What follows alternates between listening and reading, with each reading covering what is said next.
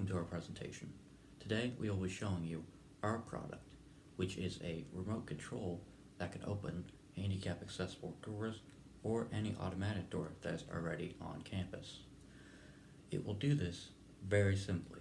There will be no need for any app or phone. All you will need is uh, a simple device that can be handed out to any student, but more specifically to students that are registered with the DRC or the Disability Resource Center. This device is simple and only requires an antenna, two buttons, and an on and off switch. Throughout our presentation, we will be showing you how we came to the conclusion that this would help with accessibility on campus, and also how we designed and came up with our product and tested it. Lastly, we will be showing you how it compares to other products that are similar and serve a similar function. Hello, my name is Jackson, and I'm going to go over a little bit about our observations, focus groups, and the need that we have for our product/prototype design. So when doing our observations across campus, we focused it on entryways and exitways for buildings because all of these had handicap accessible ramps, doors, and other ways of getting into the buildings. This is a place where a minority group is seen struggling on campus, and it is also found at every facility on campus. That was the first thing we noticed, is that these handicap doors were something that were found all on campus and not limited to one area, therefore a big importance on area alone.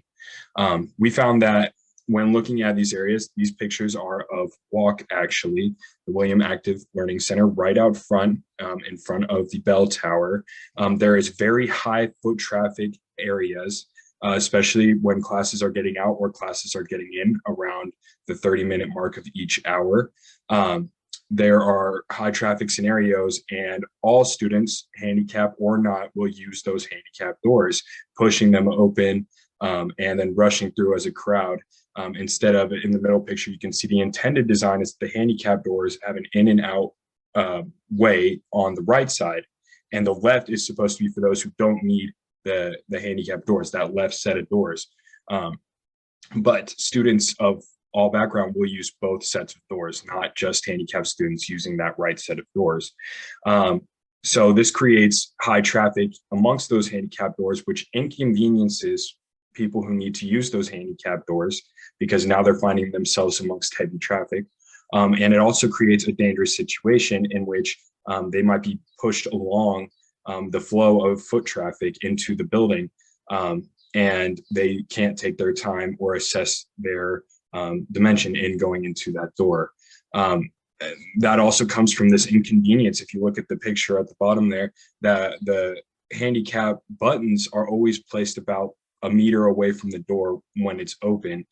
So this requires somebody who needs to use the handicap door to walk directly to the button amongst that heavy foot traffic, potentially even through that heavy foot traffic, just to get to that door and to open it. If it's already open because people are using it who shouldn't be using it, then they're going to find themselves trying to get in line of that heavy foot traffic, and people might have a different pace than them and could potentially trample them. This is a very dangerous and inconveniencing situation. And our product, opening the door with a remote control that we ended up coming to, would work way better if those handicap sets of doors could not be open physically, that they could only be opened by the button on the wall or by our remote design. And so when we were looking at this observation in particular, this was one that really led to our design product.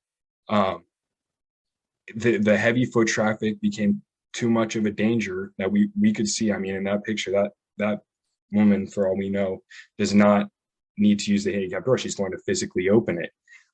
But people don't really know. But looking at these observations, we realized that there is a heavy need for restriction of flow of traffic into these handicap doors, and there is a need for a button that you can press to walk up to them, a button that only could be used by students who actually need to open those doors. So that's this observation at William Active Learning Center was one of the leading factors to coming to our prototype and our design product. Thank you.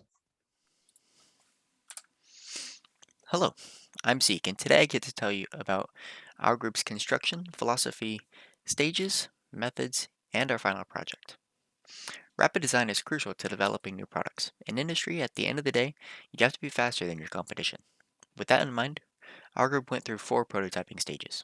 In stage 1, we assessed different solutions to our problem and narrowed it down based on factors like speed, ease of manufacturing, specialized processes, and skills we would have to learn. As any of these factors increase, it adds development time. Thus, most of this stage was spent weighing our options to present a product in the minimum time. In stages 2 and 3 of designing our door, we spent time trying to figure out how to interface a motor with the door. Questions like how much torque does this motor make, and what arrangement of gears will we use to move the door. In these stages, we refined the idea of a top-mounted motor interface with a rack to the top of the door, which it would slide back and forth. However, this design is not the one you see before you today.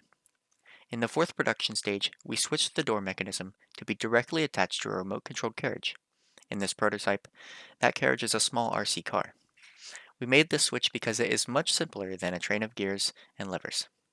And following Occam's razor, we made the decision to go with the simpler design. This is an important thing to keep in mind when designing anything. Always look for more efficient, faster, or just a better way to accomplish the same goal. If we had not chosen to switch to a simpler design, we would be stuck in development hell. The final construction uses standard model construction methods. Materials like foam core and glues were used to create the structure. Hi, my name is Evan, and I want to talk about how we're gonna make our prototype come true. There are several ways to do so. We can either make it by hand with glues and papers, or we can make it with 3D printing. There are several reasons that we choose the 3D printing. First thing first, it is efficient and has higher accuracy than handmade product. What is more, it saves materials. As you can see the hose over here, unlike the traditional construction process, we don't build a solid box and then decos on it.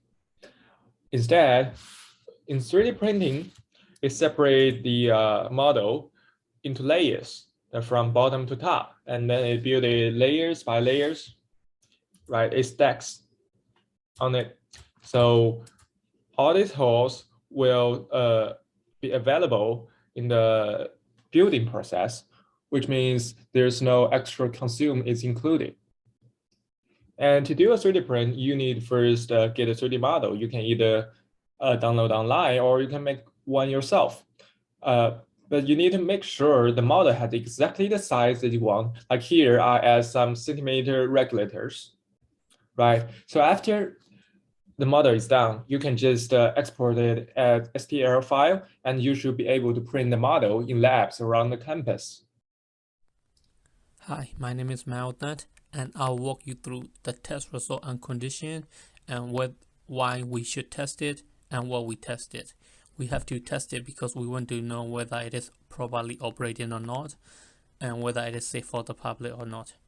We asked 3 random people who came into the Canoe Hall, and we asked them to operate the button from a various distance from the various angle to see whether the remote will operate the motor to open the door, and we see that all of them passed on the PowerPoint slides, and we also calculated how much it costs to make to see if it is financially feasible to produce in the mass market, and we also tested whether it will operate if there's a crowd in front of it, and we see that it is fail.